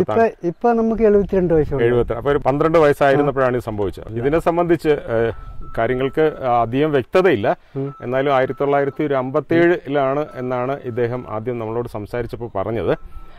അപ്പോൾ ഇത് ഈ അപകടം രാവിലെയാണോ രാത്രിയാണോ നടന്നത്? രാവിലെ. അത് താങ്കൾ അത് നേരെ കണ്ടോ? അതെ, ഇതുപോലെ തറവാളൊക്കെ മിസ്റ്റ മഞ്ഞ് വിമാനം കണ്ടില്ല. സൗണ്ട് മാത്രം അങ്ങോട്ട് അമരാവതി ഡാമില് ഇറക്കാനുള്ളതാ. വണ്ടി ഇടയിലെ കേടായി പോയി വിമാനം. അപ്പോൾ വിമാനോട് വിളിച്ച് പറഞ്ഞുകൊണ്ട് മാട്ട്പെട്ടി 100 അടി ഡാമ്പല്ലേ തൊട്ടടുത്ത് സെന്ററിന്റെ താഴെ 100 അടി ഡാമ്പില് വിമാനത്തെ ഇറക്കാമെന്നതാ മലയിലടിച്ചു. അദ്ദേഹം പറയുന്നത് ഒരു വിമാനം അപകടാവസ്ഥയിലായതിനെ തുടർന്ന് അവർ ആ വിമാനം ക്രാഷ് ലാൻഡ് ചെയ്യാൻ ഉള്ളൊരു ശ്രമത്തിൻ്റെ ഭാഗമായിട്ട്, അതായത് ഈ മലയുടെ അങ്ങേപ്പുറം എന്ന് പറയുന്നത് അത് കുണ്ടല ഡാമാണ്. ആ കുണ്ടല ഡാമിൻ്റെ അടുത്തുള്ള നിരപ്പായ ഭാഗങ്ങളിൽ ക്രാഷ് ലാൻഡ് ചെയ്യാൻ വേണ്ടിയിട്ട് വന്നതാണ്. അപ്പോഴാണ് അന്ന് ഈ ഭാഗങ്ങൾ മൊത്തം കോടമഞ്ഞ് മൂടിയിരിക്കുകയായിരുന്നു. അപ്പോൾ ഈ മലയും അങ്ങനെ കോടമഞ്ഞിൽ മൂടിയിരിക്കുകയായിരുന്നു. അപ്പോൾ ഒരു പൈലറ്റിന് ആ ഒരു മലയുടെ കാഴ്ച കിട്ടിയില്ല. അങ്ങനെയാണ് ആ മലയിൽ വിമാനം ഇടിച്ച് തകർന്നത്. പക്ഷെ വിമാനം ഇടിക്കുന്ന സമയത്ത് ആരും കണ്ടില്ല, മഞ്ഞ് കാരണം. ഒരാളും കണ്ടില്ല. അപ്പൊ ഇതൊക്കെയാണ് ആ വിമാന അപകടത്തിന്റെ വിശേഷങ്ങൾ. ഇത് പൊതുവെ യാതൊരു ഇടത്തും അത് റെക്കോർഡിക്കലായിട്ട്, പ്രത്യേകിച്ച് നമ്മൾ ഇതിനെ സംബന്ധിച്ച് ഗൂഗിളിലൊക്കെ ഒന്ന് പരിധി നോക്കി, പക്ഷെ റെക്കോർഡിക്കലായിട്ട് ഗൂഗിളിലൊന്നും ഇതിനെ സംബന്ധിച്ച ഒരു വിവരവും നമുക്ക് ലഭ്യമായിട്ടില്ല. പക്ഷെ നമ്മൾ ഇവിടെ വന്നു കഴിഞ്ഞപ്പോഴാണ് ഇവിടുത്തെ പഴയ തലമുറയിൽപ്പെട്ട ഇദ്ദേഹം ഇതിനെ സംബന്ധിച്ചിട്ടുള്ള വിശേഷങ്ങൾ നമ്മളോട് പറഞ്ഞു തന്നത്. പിന്നെ ഇതുകൂടാതെ ഈ ഒരു വിമാനത്തിന്റെ ഒരു ഭാഗം, ഇത് നല്ല ഭാരമുണ്ട് കേട്ടോ ഈ വിമാന ഭാഗത്തിന്. ഇപ്പോഴും ഈ വിമാന അപകടത്തിന്റെ അവശിഷ്ടങ്ങളൊക്കെ ആ എതിർവശത്ത് കാണുന്ന മലയുടെ അടിവാരത്തിൽ ചിതറിക്കിടപ്പുണ്ട്. അവിടെയൊക്കെ ചെന്നുപെടാൻ വലിയ ബുദ്ധിമുട്ടാണ്. കാരണം എന്ന് വെച്ചാൽ ഈ വിമാന അപകടം നടന്നത് ആനമുടി ഷോലയുടെ ഭാഗമായിട്ടുള്ള കാടുകളിലാണ്. അപ്പം അതൊരു ഇടതൂർന്ന വനങ്ങളാണ്. അപ്പം അതുകൊണ്ട് നമുക്ക് ആ ഒരു ഭാഗത്ത്, വിമാനം തകർന്നു വീണ ഭാഗത്ത് നമുക്ക് ചെന്ന് എത്താൻ പറ്റില്ല. പക്ഷേ നമുക്ക് ഇവരിവിടെ കൊണ്ടുവച്ചിട്ടുള്ള ഇതിൻ്റെ അവശിഷ്ടങ്ങൾ, സൊവനീറായിട്ട് കൊണ്ടുവച്ചിട്ടുള്ള അവശിഷ്ടങ്ങൾ ഇപ്പോഴുമുണ്ട്. ചില അവശിഷ്ടങ്ങൾ ചില വീടുകളിലൊക്കെ അവർ സൂക്ഷിക്കുന്നുണ്ട്. അതിൻ്റെ ദൃശ്യങ്ങളൊക്കെ നമുക്ക് കാണാം. നമ്മൾ അവിടെ നിന്ന് കുറച്ചുകൂടെയൊക്കെ താഴോട്ട് ഇറങ്ങി വന്നപ്പോൾ നേരത്തെ പറഞ്ഞ ആ വിമാനാപകടത്തിൻ്റെ മറ്റൊരു അവശിഷ്ടം കൂടി നമുക്ക് കാണാൻ പറ്റി. ഇത് മറ്റൊരു വീടിൻ്റെ പിന്നാമ്പുറത്ത് കാടൊക്കെ കയറി കിടക്കുകയായിരുന്നു. അവർ നമുക്ക് വേണ്ടി അത് പുറത്തോട്ട് എത്തിച്ചിരിക്കുകയാണ്. ഇതൊരു ടയറിൻ്റെ, ആ തകർന്ന വിമാനത്തിൻ്റെ ടയറിൻ്റെ ഒരു ഭാഗമാണിത്. എത്ര വലിയ ടയറാണെന്ന് നമുക്കത് മനസ്സിലാവും. അതിൻ്റെ ഒരു ഭാഗം മാത്രമാണിത്. അത് പൊട്ടിച്ചിതറിയ ഭാഗം ഈ പറഞ്ഞ, ഞാൻ നേരത്തെ പറഞ്ഞ പോലെ സാമിയാറല കുടിയിലെ ആൾക്കാർ അവർക്കൊരു സോവനീറായിട്ട് കൊണ്ടുവന്നതായിരിക്കണം. മോൻ എന്താ ഇവരിവിടെ ചെയ്യുന്നത്? ഇത് വന്ന് നമ്മുടെ ഈ വെളുത്തുള്ളി ഉണ്ടല്ലോ, ഈ വെളുത്തുള്ളി ഈ ഭാഗമായിട്ട് അവർ ഇത് ഇങ്ങനെ തന്നെ തനിയായിട്ട് ഇതൊക്കെ എടുത്ത് അവർ തനിയായിട്ട് ഈ മാല ഇടയും. ഇങ്ങോട്ട് നോക്കട്ടെ. ഇതിങ്ങനെ അടിപൊളിയാണല്ലോ. ഇത് ഇങ്ങനെ അവർ പിന്നെ എടുത്തിട്ട് സാമിയോടെ ഉണ്ടല്ലോ, നമ്മുടെ വീട്ടിൽ വെച്ചിരിക്കുന്ന സാമിയോടത്തിന്റെ മേളിലോട്ട് മാലയായിട്ട് അങ്ങ് ഇട്ട് വയ്ക്കും. അത് ശരി. ഇത് എത്ര നേരം എടുക്കും ഈ മാല ഉണ്ടാക്കാനായിട്ട്? പേസ് എത്ര നേരം എടുക്കുന്നുണ്ട്? എത്ര നേരം എടുക്കും ഈ മാല ഉണ്ടാക്കാനായിട്ട്? 1 മണിക്കൂറാ? അത് ശരി. എന്ത് വെച്ചിട്ടാണ് ഇത് കെട്ടുന്നത്? ഇത് അതിന്റെ ഇത് വെച്ച് തന്നെയാ, വേറെ ഒരു ഇതുമില്ല. അതിന്റെ ചെടി വെച്ച് തന്നെയാണ് പിന്നെ അതിന്റെ ആ തണ്ട് വെച്ചിട്ട് തന്നെയാണ് അത് ചെയ്യുന്നത്. വേറെ ഒരു ഇതും ചെയ്യില്ല. അത് കൊള്ളാം. അതിന്റെ തണ്ട് വെച്ച് തന്നെയാണ്. എന്തായാലും രസമുണ്ട് ചെയ്തു പരിപാടി. അപ്പൊ ഈ ദൈവത്തിന്റെ ഫോട്ടോയില് ഇത് മാല അങ്ങ് തൂക്കി അങ്ങിടും. അത് ശരി. അതുപോലെ അമ്മ ഈ മാല എത്ര നാള് ഇരിക്കും? ഇത് 1 വർഷം വരെ ഇരിക്കുമോ? ആഹാ. അപ്പൊ ഇത് 1 വർഷം ഇരിക്കും അല്ലേ? 1 വർഷം അങ്ങനെ. അത് കൊള്ളാം. ഇത് നമ്മുടെ മലപ്പൂട് എന്ന് പറയുന്നത് അതൊരു വെളുത്തുള്ളി എന്ന് പറഞ്ഞാൽ ഞങ്ങളുടെ പാരമ്പര്യമായിട്ട് ഇരുന്ന് വിത്ത് ആണ് ഇത്. നിങ്ങളുടെ പരമ്പരാഗതമായിട്ടുള്ള വെളുത്തുള്ളി വിത്തിൽ നിന്ന് ഉണ്ടാക്കിയിട്ടുള്ള വെളുത്തുള്ളി വെച്ചിട്ട് ഉണ്ടാക്കിയ മാലയാണ്. ഉണ്ടാക്കിയ മാലയാണ്. ഇത് പുറത്തു കൊണ്ടുപോയി കൊടുക്കുന്നുണ്ടോ? വിൽക്കുന്നുണ്ടോ? ഇത് വന്ന് നമ്മള് ഇതിന്റെ വലിയ മുഴുപ്പുള്ളത് മൊത്തം പുറത്തോട്ട് കൊടുക്കും. അല്ല, ഈ മാല ഉണ്ടാക്കി ഇതില്ല, അങ്ങനെ കൊടുക്കില്ല. അത് ശരി. എനിക്ക് തോന്നുന്നു മാല ഉണ്ടാക്കി കഴിഞ്ഞാൽ ആൾക്കാർ വാങ്ങിക്കാൻ കാണുമായിരിക്കും. പുറത്തുകൊണ്ട് അത് പുറത്ത് കൊടുക്കുവാണെങ്കിൽ ലാഭമാണ്. പക്ഷെ ഇവിടെ കൊടുക്കില്ല. ഇത് കൊടുക്കില്ല. അത് നമ്മുടെ ദൈവത്തിന് അങ്ങ് വെക്കുന്നതാണ്. ഇത് എന്തായാലും കൊള്ളാം, നല്ല ഭംഗിയായിട്ടുണ്ട്. അങ്ങനെ നമ്മൾ മുന്നോട്ട് നടന്ന് മോഹൻ നമ്മളെ ഒരു വെളുത്തുള്ളി കൃഷി ചെയ്തൊരു പാടത്തേക്ക് എത്തിച്ചിരിക്കുകയാണ്. അപ്പോൾ ഇവരുടെ ഒരു പരമ്പരാഗത കൃഷി രീതികളിലൊന്നാണ് വെളുത്തുള്ളി. അത് വെള്ളപ്പൂണ്ട് എന്നാണ് തമിഴിൽ പറയുന്നത്. അപ്പോൾ അതിൻ്റെ ഒരു പാടമാണ് ഈ കാണുന്നത്. അതിൻ്റെ താഴോട്ട് ഉരുളക്കിഴങ്ങും. ഈ പാടത്തിന് കുറച്ചുകൂടി പുറകിലായിട്ട് ഉരുളക്കിഴങ്ങ് കൃഷി ചെയ്ത് നമുക്ക് കാണാം. നമ്മൾ കുറച്ചിങ്ങോട്ട് വന്നപ്പോൾ ഒരു കുട്ടിയെ കാണാനിടയായി. നമ്മളുടെ പേരെന്താ? ഗായത്രി എന്നാണ് അവളുടെ പേര്. എനിക്ക് ഏറ്റവും കൂടുതൽ ആകർഷിച്ചത് അവളുടെ ഒരു വസ്ത്രധാരണമാണ്. ഇത് പരമ്പരാഗതമായിട്ടുള്ള ഒരു മുതുവന്മാരുടെ ഒരു വസ്ത്രധാരണമാണ് അല്ലേ? അതെ. അപ്പോൾ എനിക്കൊരു അത്ഭുതം തോന്നിയത് ഈ ചെറിയൊരു കുട്ടി ഇപ്പോഴും പരമ്പരാഗതമായിട്ടുള്ള ഒരു വസ്ത്രധാരണമൊക്കെ ആണ് അങ്ങനെ ഇരിക്കുന്നതാണ്. ഇതിനെക്കുറിച്ച് ഒന്ന് പറയാമോ? ഈ മോള് ഇട്ടിരിക്കുന്ന ഇത് വന്ന് നമ്മൾ വന്ന് പാരമ്പര്യമായിട്ട് ഈ അതായത് ഇങ്ങനെ ഒരു ബ്ലൗസ് ഇട്ടിട്ട് അവൾ ഇങ്ങനെ ചുറ്റിയ ഇവിടെ ഇങ്ങനെ കെട്ടിയ പോലെ ഇങ്ങനെ കെട്ടും. അതാണ് മുതുവാൻ സ്ത്രീകളുടെ പരമ്പരാഗതമുള്ള ഈ സാരി കെട്ടല് ഏറ്റവും കൂടുതൽ. അത് കഴിഞ്ഞ് കല്യാണ പ്രായം കഴിയുമ്പോഴത്തേക്ക് പിന്നെ നമ്മുടെ ഈ വെളിയിൽ നാട്ടിലിടുന്ന പോലെ ഇത് അവർക്ക് കൊച്ചുങ്ങൾ വല്ല ആയെങ്കിൽ കല്യാണമൊക്കെ കഴിച്ചു കഴിഞ്ഞിട്ടാണ് പിന്നെ ബാക്കി വസ്ത്രം തനി മാറ്റുന്നത്. എന്നാലും പഴയ കാലങ്ങളിൽ മുതുവാൻ പെൺകുട്ടികളും സ്ത്രീകളും ഒക്കെ ഇതേ രീതിയിലുള്ള ഇങ്ങനെ സൈഡിൽ ഇങ്ങനെ കെട്ടിയിട്ടൊക്കെ അല്ലേ? അതെ, അത് തന്നെ. അപ്പൊ ഈ കുട്ടി അണിഞ്ഞിരിക്കുന്നതാണ് മുതുവാൻ സമുദായക്കാരുടെ പരമ്പരാഗതമായിട്ടുള്ളൊരു വസ്ത്രധാരണ രീതി. മോനെ, ഞാൻ നേരത്തെ നമ്മൾ അവിടെ നിന്ന് സംസാരിച്ചപ്പോൾ ഒരു കാര്യം ചോദിക്കാൻ വിട്ടുപോയിരുന്നു. അതായത് നമ്മൾ മനസ്സിലാക്കിയത് ഈ മുതുവാൻ സ്ത്രീകൾ അവർ വിവാഹിതരായി കഴിഞ്ഞാൽ ഈ മുടിയുടെ മേളിൽ ഒരു ചീപ്പ് ഇങ്ങനെ വെക്കുമെന്ന്. അപ്പോൾ അത് വിവാഹിതരായി എന്നതിൻ്റെ ഒരു അടയാളമാണെന്ന് ഇങ്ങനെ പറഞ്ഞു കേട്ടിട്ടുണ്ട്. അത് എത്രത്തോളം ശരിയാണ്? അതങ്ങനെ ഒത്തിരി ഒന്നുമില്ല, എന്നാലും അത് വെക്കാറുണ്ട് എപ്പോഴും. അതായത് കല്യാണം കഴിച്ച സ്ത്രീകൾ തലമുടിയൊക്കെ കെട്ടിയിട്ട് ഇതിന്റെ പുറയിൽ ഒരു ചീപ്പ് ഇങ്ങനെ വെക്കും. അങ്ങനെ ഒരു ഇതുണ്ട് എല്ലായിടത്തും ഇല്ല. ഇപ്പൊ അതിന് അത് ഫസ്റ്റ് ഉണ്ടായിരുന്നു. ഇപ്പം അതൊക്കെ ഒന്നും ഇല്ലാതായി അത് മാറി തന്നെ വന്നു. അത് ശരി. അപ്പോൾ പഴയകാലത്തിന്റെ ആ ഒരു സമ്പ്രദായം ഒന്നും ഇപ്പൊ ഇല്ല. അത് ഇപ്പൊ ഇല്ല, ഇപ്പൊ മാറിപ്പോയി അതൊക്കെ. ഓക്കെ, ശരി. അങ്ങനെ നമ്മളിവിടെ എത്തിയപ്പോൾ ഇവിടെ അടുത്തൊരു വീട്ടുകാർ നമുക്ക് ചായയൊക്കെ തന്ന് സൽക്കരിക്കുകയാണ്.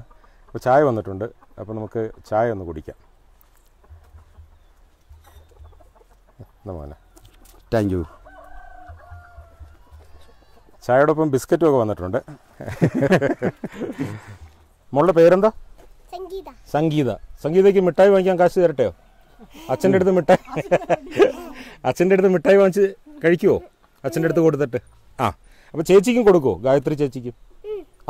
അപ്പം നിങ്ങൾ രണ്ടുപേരും കൂടെ ഒന്ന് മിഠായിയൊക്കെ വാങ്ങിച്ച് കഴിച്ച് അച്ഛൻ്റെ അടുത്ത് കാശ് കൊടുത്തിട്ട് മിഠായി വാങ്ങിച്ചുകൊണ്ട് വരാൻ പറയണം കേട്ടോ. ഓക്കെ. ഞങ്ങൾ കുറേ കാഴ്ചകളൊക്കെ കണ്ട് കുറച്ചുകൂടെ മുന്നോട്ട് വന്നപ്പോൾ പുൽമേഞ്ഞ പരമ്പരാഗത രീതിയിലുള്ള ഒരു കെട്ടിടം കാണാനായി. അപ്പോൾ നമുക്ക് ഈ കെട്ടിടം എന്താണ്, അതിനെ സംബന്ധിച്ചുള്ള വിവരങ്ങൾ മോഹനോട് ചോദിച്ച് മനസ്സിലാക്കാം. മോഹന, നമ്മളിങ്ങോട്ട് വന്നപ്പോൾ ഈ ഒരു കെട്ടിടം കണ്ടല്ലോ, ഇത് വീടാണോ അതോ എന്താണിത്? ഇത് ഞങ്ങൾക്ക് പൊതുവായിട്ടുള്ളത് ഛത്രമാണ്.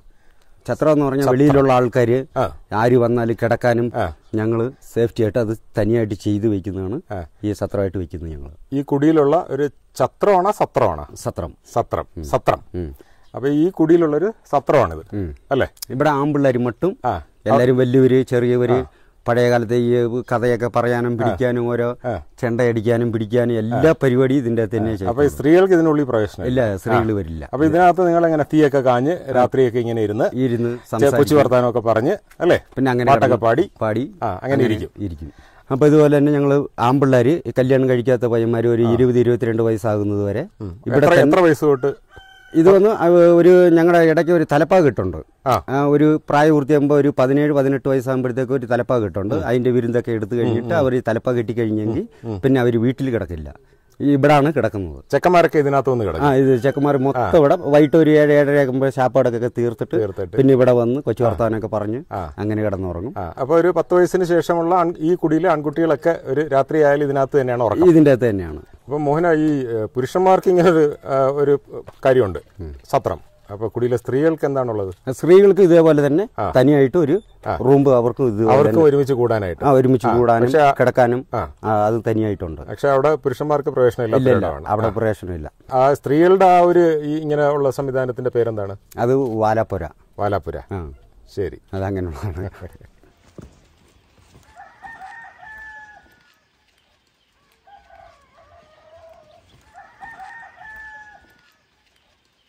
അപ്പോഴെന്തായാലും നമ്മളങ്ങനെ ഈ ഊരിലൂടെയൊക്കെ നടന്ന് അവസാനം നമ്മൾ മോഹനചേട്ടന്റെ വീട്ടിലേക്ക് എത്തിച്ചേർന്നിരിക്കുകയാണ്. ഇതും ഈ പറഞ്ഞ രീതിയിൽ മണ്ണുകൊണ്ട് നിർമ്മിച്ചിരിക്കുകയാണ്. എന്തൊക്കെയാണ് ഇതിനകത്ത്? ഇപ്പം മുകളിലേക്ക് നോക്കിക്കഴിഞ്ഞാൽ ഈ കാണുന്ന എന്താണ് ഇത് വന്ന് നമ്മള് ഈ തനി കമ്പ് വെട്ടി ചെറുതായിട്ട് തട്ട്. എന്തിന്റെ കമ്പാണ് അത്? ഇത് വന്ന് ഈ കറുകുമരം അതിന്റെ കമ്പാണ്. അതിന്റെ കമ്പാണ്. ചെറിയ കമ്പ് നോക്കി വെട്ടിയിട്ട് മൊത്തം തട്ടടിച്ച് പിന്നെ സാധനങ്ങൾ മേടി കയറ്റിയിടാനുള്ള സംവിധാനം. അതായത് ഈ വെളുത്തുള്ളി ഉണങ്ങാനിട്ടിടാണ്. ഉണങ്ങാനും ബാക്കി പാത്രമെല്ലാം ഉണ്ടെങ്കിലും എല്ലാ സാധനവും അതിന്റെ മേളിൽ തന്നെ ഒരു ഡോർ ഉണ്ട് അകത്ത്. ഓ, അത് ശരി. ഇത് ഇവിടെ നോക്കിയാൽ മതി ഡോർ ഇവിടെ. അത് ശരി, അവിടെ ഉണ്ടല്ലേ. അപ്പൊ അതിലൂടെ നിങ്ങൾ നിരത്തിയിടും. ഉണങ്ങാനൊക്കെ ആയിട്ട് നല്ലതാണ്. ഓ, ശരി. പിന്നെ ഇത് മണ്ണുകൊണ്ട് തന്നെ നിർമ്മിച്ചു? മണ്ണുകൊണ്ട് തന്നെ. മണ്ണകത്ത് വേറെ എന്തെങ്കിലും ഉണ്ടോ? ഇല്ല, അകത്ത് കല്ലും മണ്ണും മണ്ണോടെ മിക്സ് ചെയ്ത് പിന്നെ കമ്പുണ്ട്. കമ്പുകളെല്ലാം വെച്ച് ഇതിപ്പോ നമ്മളിപ്പം ഇതിപ്പോ മോള് ഷീറ്റാണ്. ആദ്യകാലങ്ങളിൽ നിങ്ങൾ ആദ്യം പുല്ലായിരുന്നു. ഇപ്പൊ പുല്ലിന്റെ ഒരു ലഭ്യത കുറവായതുകൊണ്ട് തകര ഷീറ്റാക്കി. ഓ, ശരി. അപ്പൊ അതോടൊപ്പം തന്നെ ഇപ്പൊ ചാണകമാണ് നമ്മൾ താഴെ അതെപ്പോഴും അത് തന്നെയാണ്. ചാണകവും മണ്ണും ഉണ്ട്. ചാണകവും മണ്ണും കൂടെ മിക്സ് ചെയ്തിട്ട് മെഴുകിയിരിക്കുകയാണ് അല്ലേ? ഇപ്പൊ ഇവിടെ എത്ര റൂമാണ് ഉള്ളത്? ഇത് 2 റൂം. അതിനകത്ത് ഒന്നിൽ താമസിക്കുന്നു, ഒന്ന് ഇപ്പുറത്ത് ചുമ്മാ ഇരിക്കാൻ വേണ്ടി. അപ്പൊ പാചകമൊക്കെ എവിടെയാണ് ചെയ്യുന്നത്? പാചകമൊക്കെ ഇതിന്റെ ആ റൂമിൽ തന്നെ, കിടക്കുന്ന റൂമിൽ തന്നെയാണ് പാചകം ചെയ്യുന്നത്? പാചകമുണ്ട്. ഓ, അപ്പൊ നിങ്ങൾ ഇവിടെ എത്ര പേര് താമസിക്കുന്നുണ്ട്? ഞങ്ങളിപ്പോ 2 പേരേ ഉള്ളൂ. പിള്ളേർ 2 പേര് സ്കൂളിലാണ്. അവര് പുറത്തു പോയി പഠിക്കാൻ, ഹോസ്റ്റലിൽ നിന്ന് പഠിക്കാം. അപ്പൊ അതുകൊണ്ട് നിങ്ങൾ 2 പേര് താമസിക്കും. 2 പേരേ ഉള്ളൂ. അപ്പൊ അവര് വന്നു കഴിയുമ്പോ ഇവിടെ കിടക്കും? അവര് വന്നു കഴിയുമ്പോഴത്തേക്കും നമ്മൾ പറഞ്ഞ പോലെ അവരുടെ ഛത്രത്തിൽ പോകും, ഛത്രത്തിലേക്ക് പോകും. അവര് അവിടെ പോകും. അപ്പോൾ ആചാരപ്രകാരമായിട്ട് അങ്ങോട്ട് പോകും അല്ലേ? ഓ, ശരി. ഇനിയിപ്പം കുട്ടികൾ വളർന്ന് വലുതായി കല്യാണമൊക്കെ കഴിയുമ്പോൾ ഇതുപോലെ വീടുകൾ വെച്ച് മാറും. വീട് വെച്ച് മാറും. ഓക്കെ. അപ്പൊ എന്തായാലും നിലവിൽ ഇവിടെ 2 റൂമാണുള്ളത്. മോഹനചേട്ടനും അദ്ദേഹത്തിന്റെ ഭാര്യയാണ് ഇവിടെ താമസിക്കുന്നത്. അടുക്കള നമുക്ക് കാണാം. ആ ഒരു ഭാഗത്തായിട്ട് അടുക്കള ചെയ്തിട്ടുണ്ട്. ഒരു കട്ടിലും ഉണ്ട്. മുകളിലെ കാര്യങ്ങളൊക്കെ അദ്ദേഹം പറഞ്ഞല്ലോ, ഈ കമ്പ് ഉപയോഗിച്ചിട്ടാണ് മുകളിൽ ഇങ്ങനെ ഇട്ടിരിക്കുന്നത്. എന്തായാലും അധികം ഉയരമുള്ള വീടുകളല്ല അല്ലെ? മാക്സിമം ഇത്ര ഉള്ള ഒരു 6 അടി പൊക്കമുള്ള ഒരാൾക്ക് ഇതിനകത്ത് നിൽക്കാനായിട്ട് കുറച്ച് ബുദ്ധിമുട്ടായിരിക്കും. പക്ഷെ നല്ല സുഖമാണ് കേട്ടോ ഇതിനകത്തേക്ക് കയറി നിൽക്കുമ്പോഴത്തേനും. ഇപ്പൊ പുറത്ത് നല്ലൊരു തണുപ്പുണ്ട്. ഈ ഒരു സമയത്ത് നമുക്ക് ഇതിനകത്തേക്ക് കയറുമ്പോൾ ഒരു ചെറിയ ചൂടുണ്ട്. നമുക്ക് കാലാവസ്ഥയ്ക്ക് ഒരു അനുസരിച്ച് മാറിക്കൊണ്ടിരിക്കും. ഇപ്പൊ വേനൽക്കാലത്ത് ഈ ഒരു വീട് തണുപ്പാവും അല്ലെ? ശരി.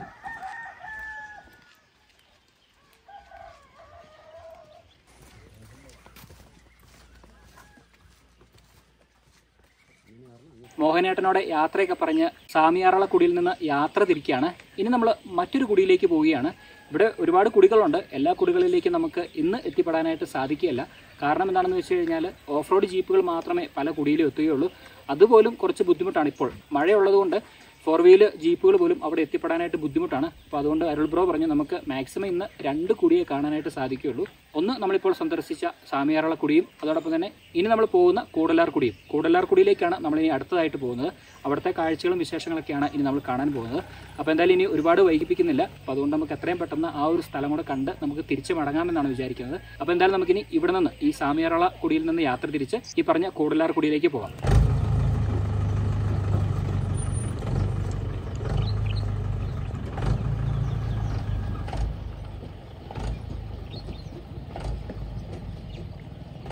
നമ്മളങ്ങനെ കൂടലാർകുടിയിലേക്ക് പോകുന്ന വഴിയിൽ ജീപ്പ് ഒന്ന് നിർത്തി കേട്ടോ. നല്ലൊരു ഭംഗിയുള്ളൊരു സ്ഥലം, ഒരു ചെറിയൊരു ഹട്ടും അവിടെ കുറേ കൃഷി സ്ഥലങ്ങളൊക്കെ കാണാനായിട്ട് സാധിച്ചു. ഞാനപ്പോൾ പറഞ്ഞു ജീപ്പ് കുറച്ച് മുന്നോട്ട് കൊണ്ട് നിർത്തിക്കോ, നല്ലൊരു ഭംഗിയായിരിക്കും ആ ജീപ്പ് കൃഷി സ്ഥലത്തിൻ്റെ വഴിയിലൂടെ കടന്നു പോകുന്നത് കാണാനെന്ന് പറഞ്ഞ് അങ്ങനെ അവരോട് മുന്നോട്ട് പോകാൻ പറഞ്ഞു. അവർ കുറച്ച് മുന്നോട്ട് പോയി കേട്ടോ.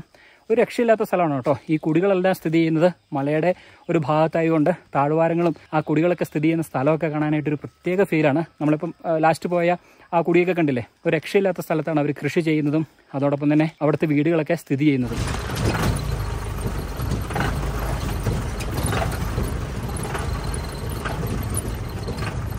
സാമിയാറുള്ള കുടിയിൽ നിന്നുള്ള നമ്മുടെ യാത്ര മുന്നോട്ട് വന്നു. അപ്പോൾ കൂടലാർകുടിയിലേക്കുള്ള യാത്രയിലാണ് നമ്മൾ. അങ്ങനെ നമ്മൾ കുറച്ച് ദൂരം പിന്നിട്ടപ്പോൾ അരുള് വാഹനം ഒരു സൈഡിൽ ഒതുക്കി. അപ്പോൾ എന്താണ് വാഹനം ഒതുക്കാനുള്ള കാരണം തിരക്കിയപ്പോൾ അരുൾ പറഞ്ഞ് ഒരു പ്രത്യേക കാഴ്ചയുണ്ട്, ഇത് നിങ്ങളെ കാണിച്ചു തരാമെന്ന് പറഞ്ഞു. അപ്പോൾ ഞങ്ങൾ പുറത്തിറങ്ങി കഴിഞ്ഞപ്പോഴാണ് നമ്മൾക്ക് മനസ്സിലായത് ഇവിടെ കുറേ രുദ്രാക്ഷ മരങ്ങളുണ്ട്. അപ്പോൾ ആ രുദ്രാക്ഷ മരങ്ങൾ കാണിക്കാനാണ് അരുൾ ഇവിടെ വണ്ടി നിർത്തിയത്. അപ്പോൾ നമ്മൾ ഇത്രയും നാളൊക്കെ ധരിച്ചു വെച്ചിരുന്നത് ഉത്തരാഖണ്ഡിലും ഹിമാലയത്തിൻ്റെ ഭാഗങ്ങളിലുമൊക്കെയാണ് രുദ്രാക്ഷ മരം ഉള്ളതെന്ന്. എന്നാൽ നമ്മുടെ കേരളത്തിലും രുദ്രാക്ഷ മരമുണ്ട്. അതിപ്പോൾ നമ്മുടെ ഈ യാത്രയുടെ ഇടയിൽ നമുക്ക് കാണാനായി.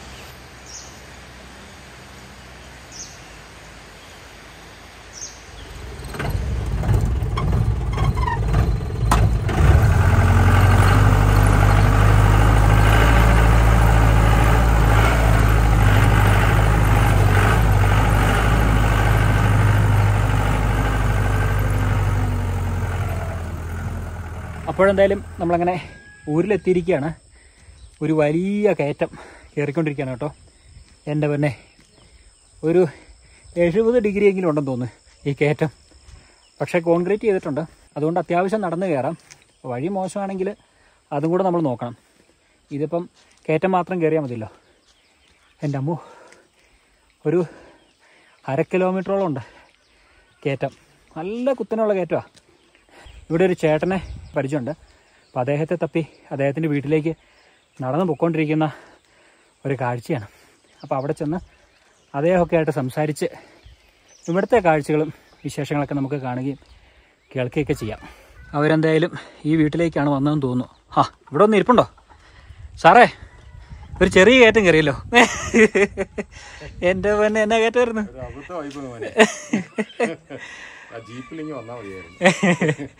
ജീപ്പിൽ കയറായിരുന്നല്ലേ? എൻ്റെ അടുത്ത കാലത്ത് ഇത്രയും വലിയൊരു കയറ്റം ഞാൻ ഇത്രയും വലിയ കയറ്റം കയറിയിട്ടില്ല. ഒരു 70-80 ഡിഗ്രി ആണോന്ന് എനിക്ക് തോന്നുന്നത്. നല്ല അല്ലേ? അങ്ങ് ശ്വാസം കിട്ടാതെ ഇവിടെ അങ്ങ് ഇരിക്കുക.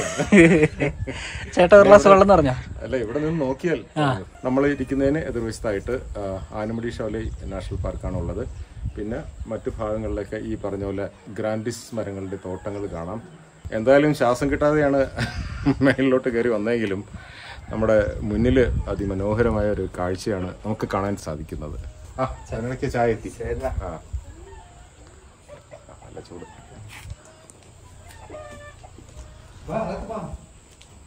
പുറത്താ ചേട്ടാ, നല്ല കാഴ്ചയുണ്ട്, അതുകൊണ്ടാണ് ഇവിടെ ഇരിക്കുന്നത്. പുറത്ത് നല്ല കാഴ്ചയുണ്ട്. ഇനി ഇവിടെ ഇരുന്ന് ചായ കുടിക്കാം. ഫീലാ പുറത്തിരിക്കാനേ. അതെ അതെ അതെ. അത് മഞ്ഞും കൂടി ഇറങ്ങിയിട്ടുണ്ടെങ്കിലോ വേറെ ലെവലായനെ. ബ്രെഡ് എത്തി. ഉച്ചയ്ക്കൊന്നും കഴിച്ചില്ലല്ലോ, തൽക്കാലം ഒരു ആശ്വാസം. അതുകൊണ്ട് കുറച്ച് ആശ്വാസമായി. അല്ല സാറേ, നമ്മൾ പറയുന്നത് അദ്ദേഹം കേട്ടു, ക്ഷീണിച്ച് വന്നെന്ന് പറഞ്ഞോണ്ടാന്ന് തോന്നുന്നു ചായയും ബ്രെഡൊക്കെ ആയിട്ട് വന്നു. നമ്മൾ ഉച്ചയ്ക്കും കഴിച്ചിരുന്നില്ലല്ലോ. ശരിയാണ് ശരിയാണ്. അപ്പൊ എന്തായാലും പുള്ളി അത് കണക്കാക്കിയിട്ട് തൽക്കാല ആശ്വാസം എന്ന രീതിയിൽ അപ്പോഴെന്തായാലും സാറേ, ഈ ഒരു സ്ഥലത്തിരുന്ന് ചായ കുടിക്കുക എന്ന് പറഞ്ഞ ഒരു പ്രത്യേക വൈബല്ലേ? തീർച്ചയായിട്ടും അല്ലേ? എനിക്ക് തോന്നുന്നു കേരളത്തില് ഇത്ര മനോഹരമായ ഒരു കാഴ്ച തരുന്ന മറ്റൊരു വീടില്ലെന്ന് തന്നെ പറയാല്ലേ. സാധാരണ നമുക്ക് റിസോർട്ടുകളൊക്കെ ആണല്ലോ ഇങ്ങനെ ഒരു ഇങ്ങനെ ഒരു വീട് കേരളത്തിൽ വേറെ ഉണ്ടെന്ന് എനിക്ക് തോന്നുന്നില്ല. ഒരു രക്ഷയില്ലാത്തൊരു വ്യൂ ആട്ടോ. നാലുപാടും മനോഹരമായ മലനിരകളാണ് കാണാൻ സാധിക്കുന്നത്. ഇനിയിപ്പം കുറച്ച് കഴിയുമ്പോൾ എനിക്ക് തോന്നുന്നു കോടമഞ്ഞൊക്കെ ഇറങ്ങില്ലേ, കുറച്ച് കഴിയുമ്പോഴത്തേനും കോടയൊക്കെ ഇറങ്ങില്ലേ, ചെറിയ മഴയൊക്കെ ഉണ്ടെങ്കിൽ ഇറങ്ങും അല്ലേ? അപ്പോൾ കുറച്ച് കോടയൊക്കെ ഇപ്പോൾ ഇറങ്ങി തുടങ്ങിയിട്ടുണ്ട്. അപ്പോൾ എന്തായാലും നമുക്ക് ഇവിടെ ഇരുന്ന് ഓരോ ചായയൊക്കെ കുടിച്ച് നമുക്ക് ഇദ്ദേഹത്തെ പരിചയപ്പെട്ട് ഇവിടുത്തെ കാഴ്ചകളെ വിശേഷങ്ങളൊക്കെ ഒന്ന് ചോദിച്ചു മനസ്സിലാക്കാം. അതെ അതെ, നമ്മളങ്ങനെ താഴെ നിന്ന് അതിചെങ്കുത്തായിട്ടുള്ള ഒരു വഴി കയറി മുകളിലെത്തിയിരിക്കുകയാണ്. മുകളിലൊരു വീട്ടിലാണ് നമ്മൾ എത്തിച്ചേർന്നത്. അപ്പോൾ ഈ വീട്ടിൻ്റെ കുടുംബനാഥൻ, അദ്ദേഹത്തിൻ്റെ പേര് ശശി എന്നാണ്.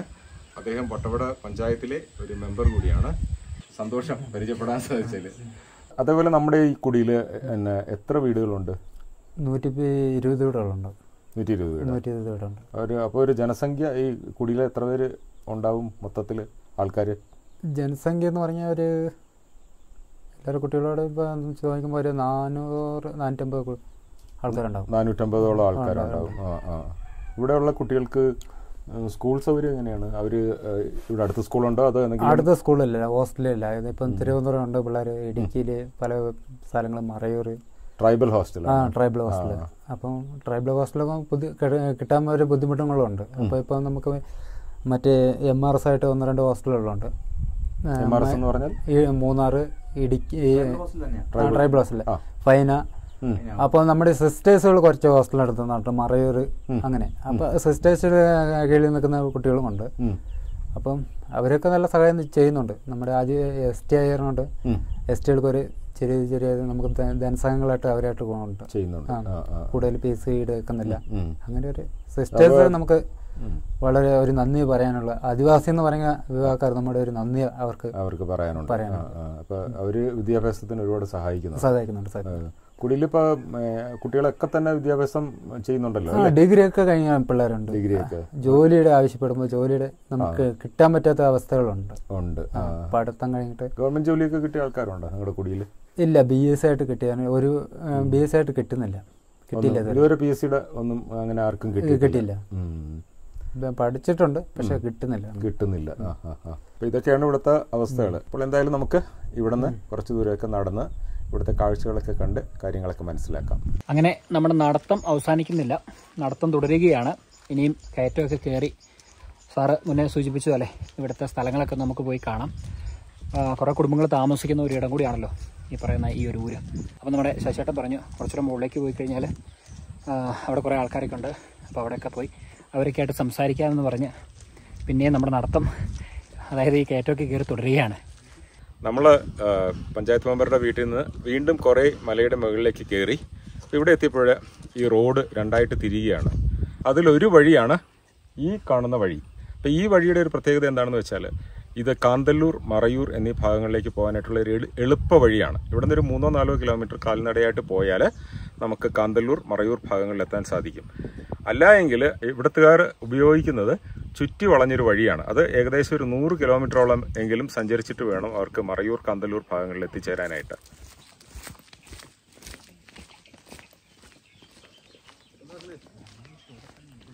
നമ്മൾ കുറച്ചുകൂടിയൊക്കെ മുന്നോട്ട് നടന്നു ഒരു സ്ഥലത്തെത്തിയിരിക്കുകയാണ്. ഇതാണ് ഈ കുടലാർകുടിയിലെ സത്രം എന്ന് പറയുന്നത്. ഈ സത്രം എന്താണെന്ന് നമ്മൾ നേരത്തെ പറഞ്ഞു കഴിഞ്ഞു.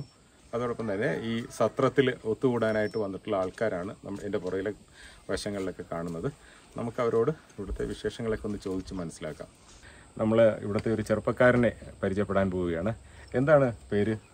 എൻ്റെ പേര് രമേശ് എന്നാണ്. രമേശിന്റെ വീട് ഇവിടെ അടുത്ത് തന്നെയാണോ? നമ്മുടെ ഈ കോളനി തന്നെയാണ്. എന്താണ് ജോലി ചെയ്യുന്നത് രമേശ്? നമ്മളവിടെ ഇപ്പം മൊത്തം ഇങ്ങനെ കൃഷിപ്പണിയായിട്ടാണ്, പച്ചക്കറി കൃഷികളായിട്ടാണ്. എന്തൊക്കെ പച്ചക്കറിയാണ് കൃഷി? ബീൻസ് ഉണ്ട്, കിഴങ്ങുണ്ട്, വെളുത്തുള്ളിക്ക് ഇപ്പൊ വിളവെടുത്ത് കഴിഞ്ഞതേ ഉള്ളൂ. പിന്നെ ഗ്രീൻ പീസ് ഉണ്ട്, ക്യാരറ്റ്. അവർക്ക് ചെയ്യാൻ പറ്റുന്ന തരത്തിൽ ഓരോരുത്തർ ഇങ്ങനെ കൃഷി ചെയ്ത് അവരുടെ സെറ്റിൽമെന്റ് ഏരിയയിൽ അവരായിട്ട് കൃഷി ചെയ്യും. രമേശിന് ഇവിടെ കൃഷി ചെയ്യാനായിട്ട് ഒരുപാട് ഭൂമിയൊക്കെ ഉണ്ടോ? ഭൂമി എന്ന് പറഞ്ഞാൽ നമ്മുടെ അച്ഛനമ്മമാരുടെ ഭൂമികൾ ഇങ്ങനെ കൈമാറി വരുന്നതാണ്. അത് തന്നെയാണ് ഞാൻ ചോദിച്ചത്. ഭൂമി ഉണ്ടല്ലോ, ഒരു 1/2 ഏക്കർ 1.5 ഏക്കർ അങ്ങനെ. 1.5 ഏക്കർ. അപ്പൊ അതിനകത്ത് ഈ ഇങ്ങനെ നേരത്തെ രമേശ് പറഞ്ഞ കാര്യങ്ങളൊക്കെയാണ് കൃഷി ചെയ്യുന്നത്. എല്ലാം കൃഷി ചെയ്യുന്നു. അപ്പൊ നിങ്ങൾ ഒരു മലഞ്ചെരുവ് ആയതുകൊണ്ട് ഇപ്പൊ നിങ്ങളുടെ കൃഷി കൃഷി ചെയ്തൊരു ടെറസ് ഫാമിംഗ് ആണല്ലോ, തട്ടുതട്ടായിട്ട് അല്ലേ? വളരെ പണ്ടുള്ള കാര്യങ്ങളൊക്കെ ഞാൻ കേട്ടിട്ടുള്ളത് ഇവിടുത്തെ ഈ തട്ടുതട്ടായിട്ട് കൃഷിയിടങ്ങളിലൊക്കെ നെല്ല് കൃഷി ചെയ്യുമായിരുന്നു എന്ന് കേട്ടിട്ടുണ്ട്. ഇപ്പൊ നെല്ല് കൃഷി ചെയ്യുന്നുണ്ടോ നിങ്ങള്? ഇല്ല, മുമ്പത്തെ അപേക്ഷിച്ചാണെങ്കിൽ നമുക്ക് ഇപ്പോഴത്തെ സാഹചര്യം എന്ന് വെച്ചാൽ ആദ്യമൊക്കെ വെള്ള മലനിരകളിലൊക്കെ വെള്ള സംഭരണം നമുക്ക് കൂടുതലായിരുന്നു. ഇപ്പൊ മൊത്തം ഗ്രാൻഡീസ് ഒക്കെ കയറി വെള്ളത്തിന്റെ ഒരു അംശം നമുക്ക് മൊത്തം തീരെ അങ്ങ് ഇല്ലാതായി. ഇപ്പൊ വാട്ടറിന്റെ ഒരു ജലലഭ്യത നമുക്ക് കുറവായത് കാരണം അതങ്ങ് ഉപേക്ഷിച്ച് കാലാവസ്ഥയ്ക്ക് അനുസരിച്ച് ഇപ്പൊ നമ്മള് ഉരുളക്കിഴങ്ങും ബീൻസും അങ്ങോട്ടേക്ക് ആയി. അപ്പൊ ഞങ്ങള് ഇങ്ങനെ സഞ്ചരിച്ച് വന്നപ്പോ നമ്മുടെ ഈ വട്ടവട ഭാഗത്തൊക്കെ ഉള്ള ഒരുപാട് മലനിരകളിലൊക്കെ ഈ ഗ്രാൻഡിസ് എന്ന് പറഞ്ഞ മരം വെച്ച് പിടിപ്പിച്ചിട്ടുണ്ട്. പിന്നെ ഈ ഗ്രാൻഡിസ് നമ്മുടെ പ്രകൃതിക്ക് ദോഷമാണോ? വെള്ളമൊക്കെ ഒരുപാട് കുറയുന്നുണ്ട് അത് കാരണം അല്ലേ? ആരും ഇപ്പോഴത്തെ അപേക്ഷിച്ച് ഇപ്പോഴത്തെ കാലഘട്ടങ്ങളിൽ ആരും പ്രകൃതിയെ കുറിച്ചുള്ള ഒരു ദൂഷ്യഫലത്തെ ആരും നോക്കാറില്ലല്ലോ. പൈസ കിട്ടിയാൽ മതി. 5 വർഷം ആകുമ്പോ ഗ്രാൻഡീസ് അങ്ങ് വെട്ടിയാൽ മതി. കോടികളാണ് കിട്ടണേ. ഒരു ഏക്കറിലൊക്കെ ഈ പട്ടയഭൂമിയിലൊക്കെ ഗ്രാൻഡീസ് നിന്ന് കഴിഞ്ഞാൽ കോടികളുടെ വരുമാനമാണ് വരണേ. അതിനെ കുറിച്ച് ആരാ വിചാരിക്കണേ? ഇപ്പൊ കൃഷി ചെയ്ത് കഴിഞ്ഞാൽ എല്ലാവർക്കും ഭക്ഷണത്തിനുള്ള വക ആരും തേടാറില്ല. പൈസ മേടിച്ചു കൊടുക്കുക, അല്ലെങ്കിൽ പൈസ നമുക്ക് കിട്ടുക. സാമ്പത്തികമാണ് ഇപ്പൊ എല്ലാരും മുന്നോട്ട്. രമേശ് പറഞ്ഞ ഒരു വലിയ ഫാക്റ്റാണത്. മിക്കവാറും നമ്മുടെ ഭക്ഷണത്തിന് ഉള്ള കാര്യങ്ങളെക്കാൾ ഉപരി കാശുണ്ടാക്കാനുള്ള കാര്യങ്ങളാണ് ആദ്യം തേടുന്നത്. അപ്പൊ ഗ്രാൻഡീസ് ഇവിടെ വെച്ച് പിടിപ്പിച്ചപ്പോൾ ഒരുപാട് ഈ പറഞ്ഞ നെൽകൃഷി ചെയ്യാനുള്ള ജലമില്ല ഇപ്പൊ അല്ലേ? എല്ലാം ഇപ്പൊ പച്ചക്കറി എന്ന് വെച്ചാൽ എന്താ പറയുക, ഈ ഗ്രാൻഡീസ് നിൽക്കുന്ന സൈഡിൽ പോലും നമുക്ക് കൃഷി ചെയ്യാൻ പറ്റാത്ത ഒരു അവസ്ഥയിലേക്ക് നമ്മൾ അങ്ങ് പോകും. എന്ന് വെച്ചാൽ എല്ലാം ഈ ഗ്രാൻഡീസിന്റെ ഒരു എന്ന് വെച്ചാൽ അതിന്റെ ജലാംശങ്ങളും വളങ്ങളൊക്കെ എത്രയും വേഗം വലിച്ചു എടുക്കാൻ പറ്റുന്നുണ്ട്. അതുകൊണ്ട് അത് ഒരു 5 വർഷം കൊണ്ട് അത് നല്ലൊരു സൈസുള്ള മരമാണ് ആകണേ. അപ്പൊ അത് നമ്മുടെ ഭൂമിയിലുള്ള എല്ലാത്തിനെയും വലിച്ചങ്ങ് എടുത്തു കഴിഞ്ഞാൽ കൃഷി ചെയ്യുമ്പോൾ അതിനുള്ള ഒരു എന്താ വളമോ അതിനുള്ള ജലാംശമോ യാതൊന്നും അതിൽ കിട്ടുന്നില്ലല്ലോ. അപ്പൊ അതിന്റെ ഒരു ലഭ്യതയും വിളവിന്റെ ലഭ്യതയും അതിന്റെ എല്ലാത്തിനും ഒരു വളർച്ചയിലും എല്ലാത്തിനും ഒരു കുറവായിട്ടാണ് നമുക്ക് അത് കിട്ടണത്. അദ്ദേഹം പറയുകയുണ്ടായി, ഗ്രാൻഡിസ് പ്ലാന്റേഷൻ ഈ വട്ടവടയിലുള്ള സകലമാന മലനിരകളിലും ഗ്രാൻഡിസ് എന്ന മരങ്ങൾ നട്ടുപിടിപ്പിച്ചത് കാരണം ഈ ഭാഗത്തുള്ള ജൈവ വൈവിധ്യത്തെ അത് വളരെ ഗുരുതരമായ രീതിയിൽ തന്നെയാണ് ബാധിച്ചിരിക്കുന്നത്. ഇപ്പം മുമ്പ് ഇങ്ങനെ ഒരു അവസ്ഥ ഉണ്ടായിരുന്നില്ല. അപ്പം നമുക്ക് നേരത്തെ അറിയാവുന്നതുപോലെ വേറൊരു പരിസ്ഥിതിയിൽ നിന്ന് മറ്റൊരു പരിസ്ഥിതിയിലേക്ക് വരുന്ന അധിനിവേശമായിട്ടുള്ള ഏതൊരു കാര്യവും ഇത് കടന്നു വരുന്ന പരിസ്ഥിതിക്ക് അതീവ ഗുരുതരമായ ദോഷങ്ങൾ ഉണ്ടാക്കും എന്നുള്ളതിൻ്റെ ഏറ്റവും വലിയൊരു ഉദാഹരണമാണ് ഇപ്പോൾ രമേശ് നമ്മളോട് ചൂണ്ടിക്കാണിച്ച കാര്യം. രമേശ് നമ്മളോട് ഇത്രയും കാര്യങ്ങളൊക്കെ പറഞ്ഞ് നമുക്ക് മനസ്സിലാക്കി തന്നതിൽ സന്തോഷം. പരിചയപ്പെട്ടതിലും കണ്ടതിലും അതിയായ സന്തോഷം. അപ്പോഴെന്തായാലും നമ്മളങ്ങനെ കൂടലാർകുടിയിലൂടെ കുറേ നടന്ന് ഇവിടുത്തെ കാഴ്ചകളൊക്കെ കണ്ട് തിരിച്ച് നമ്മൾ ജീപ്പ് പാർക്ക് ചെയ്ത സ്ഥലത്തേക്ക് എത്തിച്ചേർന്നിരിക്കുകയാണ്. അത്യാവശ്യം കുടുംബങ്ങൾ താമസിക്കുന്ന ഒരു ഇടം തന്നെയാണ് ഈ കൂടലാർകുടി എന്ന് പറയുന്നത്. നമ്മളിപ്പോൾ ശശിയേട്ടനോട് ചോദിച്ചപ്പോൾ അദ്ദേഹം പറഞ്ഞല്ലോ ഈ ഒരു സ്ഥലത്തെക്കുറിച്ചൊക്കെ. അത്യാവശ്യം കുടുംബങ്ങളൊക്കെ താമസിക്കുന്ന ഒരിടം തന്നെയാണ്. പിന്നെ കുറേ കൃഷി സ്ഥലങ്ങളുണ്ട്. ഇവിടെ എനിക്ക് ഏറ്റവും ഇഷ്ടപ്പെട്ടത് ഇവിടുത്തെ ലൊക്കേഷനാണ്. ഒരു രക്ഷയില്ലാത്ത ലൊക്കേഷനാണ്. ഈ കുടിയിരിക്കുന്നത് മലകളാൽ ചുറ്റപ്പെട്ട ഒരു സ്ഥലത്താണ്. അപ്പോൾ അതുകൊണ്ട് തന്നെ എവിടേക്ക് നോക്കിക്കഴിഞ്ഞാലും വളരെ ഹൃദ്യമായ കാഴ്ചകളാണ് സമ്മാനിക്കുന്നത്. അങ്ങനെ എന്തായാലും ഈ പറഞ്ഞ രീതിയിൽ ഈ കുടിയിലൂടെയൊക്കെ നടന്ന് ഇവിടുത്തെ കാഴ്ചകളൊക്കെ കണ്ടു. ഇനിയിപ്പോൾ തിരിച്ചു പോവുകയാണ്. അപ്പോൾ ഇന്ന് മുതുവാൻ ആദിവാസി സമൂഹങ്ങൾ താമസിക്കുന്ന കുടിയിലൂടെയായിരുന്നു നമ്മുടെ യാത്ര. ഒരുപാട് വിശേഷങ്ങളും കാഴ്ചകളൊക്കെ നമ്മൾ കണ്ടു. അപ്പോൾ എന്തായാലും ഇന്നത്തെ വീഡിയോ ഇനി ഇവിടെ വെച്ച് വൈൻഡപ്പ് ചെയ്യാം. ഞങ്ങൾക്ക് ഏകദേശം 2-2.5 മണിക്കൂറോളം യാത്ര ചെയ്തെങ്കിൽ മാത്രമേ വട്ടവടയിലേക്ക് എത്താനായിട്ട് സാധിക്കുള്ളൂ അല്ലേ? കുറേ സ്ഥലങ്ങൾ ഓഫ് റോഡുണ്ട്. ഓഫ് റോഡൊക്കെ താണ്ടി വേണം ഇനി നമുക്ക് പോകാനായിട്ട്. അപ്പോൾ എന്തായാലും ഇനി വേറെ പ്രത്യേകിച്ച് വിശേഷങ്ങളൊന്നും ഇല്ല. അപ്പോൾ ഇന്നത്തെ ഒരു ചെറിയ വീഡിയോ നമുക്ക് ഇവിടെ വെച്ച് വൈൻഡപ്പ് ചെയ്യാം. ഇന്നത്തെ ഈ ഒരു വീഡിയോ നിങ്ങൾക്ക് ഇഷ്ടമായെന്ന് വിചാരിക്കുന്നു. വീഡിയോ ഇഷ്ടമായെങ്കിൽ ലൈക്ക് ചെയ്യുക, ഷെയർ ചെയ്യുക, കമൻറ്റ് ചെയ്യുക. അതോടൊപ്പം തന്നെ നമ്മുടെ ചാനൽ ആദ്യമായിട്ട് കാണുകയാണെങ്കിൽ സബ്സ്ക്രൈബ് ചെയ്യുക, സപ്പോർട്ട് ചെയ്യുക. വേറെ പ്രത്യേകിച്ച് വിശേഷങ്ങളൊന്നുമില്ല. നിങ്ങളുടെയും കാര്യങ്ങളൊക്കെ ഉഷാറാകട്ടെ. മറ്റൊരു വീഡിയോയിൽ മനോഹരമായ കാഴ്ചകളുമായിട്ട് കാണാം. അതുവരെ ഏവർക്കും ബൈ.